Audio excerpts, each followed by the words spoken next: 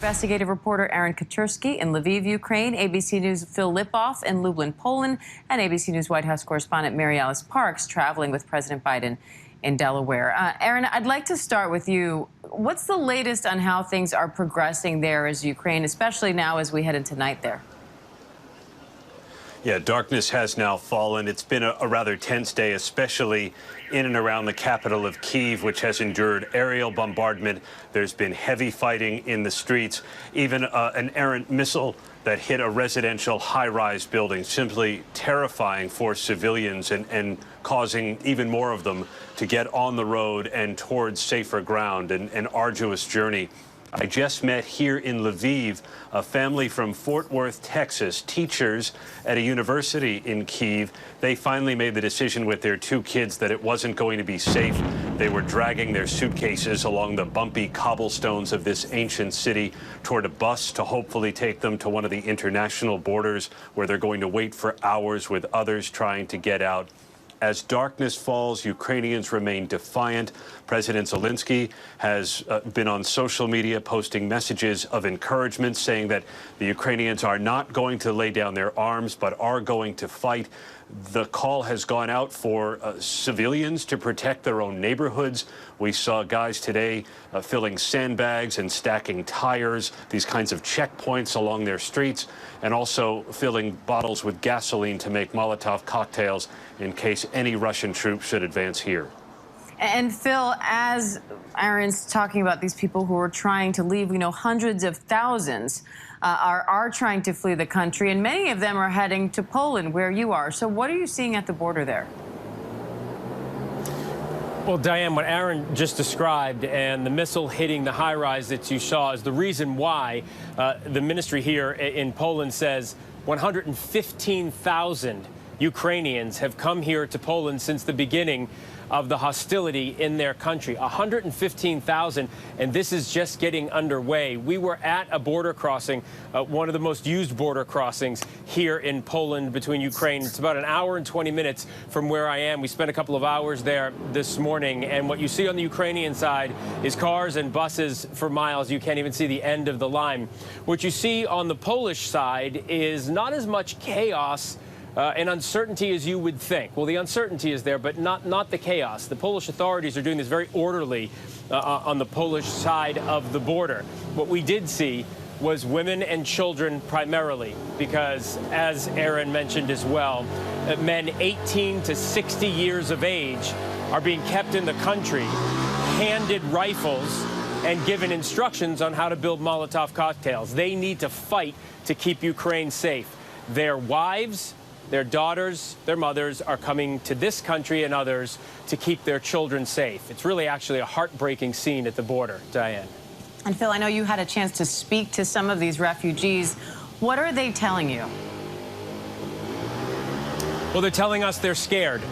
They're uncertain about their future. There are 2 million Ukrainians already living here in Poland, so many of the 115,000 that have crossed the border already have family and friends somewhere to go, but a lot of them don't. I spoke to one woman who has 3 young children. She said goodbye to her husband at the border, gave him a hug and a kiss, and took her 3 kids into this country where she knows no one and doesn't understand what her future is going to be like. And just quickly, Diane, I spoke to an 82-year-old man who was moving very slowly.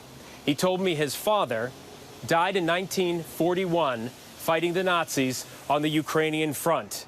And he had to flee his country, the country that his father fought for, because it was under assault by the Russians. He just shook his head. I asked him what he thought of Vladimir Putin, and he looked at me and in Russian told me, "I think he's a terrible man." Wow, Phil, quite the experience of hearing the stories from these people, and we know you have more to come on that.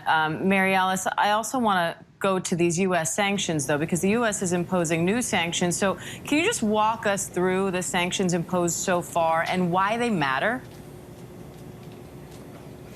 Yeah, sure, Diane. We saw yesterday the U.S. joining with the U.K. and the European Union and lobbying sanctions directly at President Vladimir Putin, as well as his foreign minister, Sergei Lavrov, and several other key Russian officials. Now, this comes after the White House had already had sanctions on 4 major Russian banks and had stopped the ability of Russia to be able to import a lot of U.S. technology.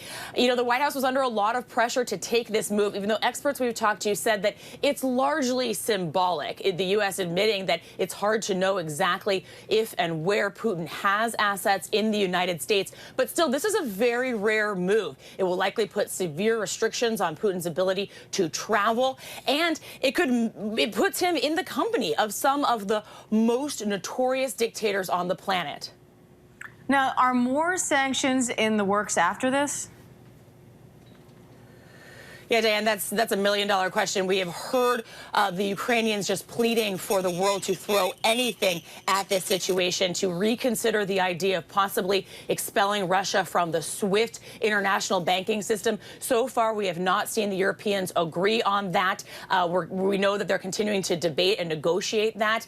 And the White House has been hinting at the idea that they might still have some more sanctions still to roll out, but they're trying to do this in lockstep with European partners. At almost every stage, the U.S. has been announcing sanctions in coordination with Europe and NATO allies. At the same time, they feel like it will be the most effective, have the best chance at possibly inflicting pain on Putin and changing his calculus if it's done all together. And then, of course, overnight, we also heard this new announcement, not just sanctions, but the White House green-lighting an additional $350 million in immediate military assistance. That brings the total of U.S. military assistance to Ukraine this last year to over $1 billion. Diane? Thanks, Mary Alice. And I want to go back to Aaron on that point. Aaron, what does that $350 million in more aid look like?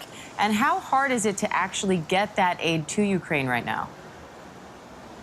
Well, that's going to be the big question, right? Because with that money, the U.S. can supply military hardware to the Ukrainians for as long as they can hold out. And we should say the U.S. has been quite impressed with the Ukrainian defense so far, and the Pentagon believes it has frustrated the Russians, it has slowed the Russian assault, and even caught the Russians by surprise.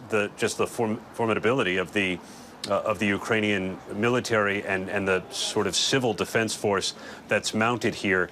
If this hardware can reach the Ukrainian military, it would undoubtedly have to come through one of the NATO allied countries, through one of these busy checkpoints. I'm not sure it's going to be Americans necessarily driving a truck, so we'll see how this aid can finally reach the Ukrainians, but it would certainly be welcome. We know that Ukrainian President Zelensky has been on the phone with world leaders, including President Biden, through the bombardment, asking for more assistance. He knows that troops are not coming here to assist the Ukrainians, which is why in these messages that he's posted to social media, he's told the military, rallying them to the cause, you're all we've got defending us.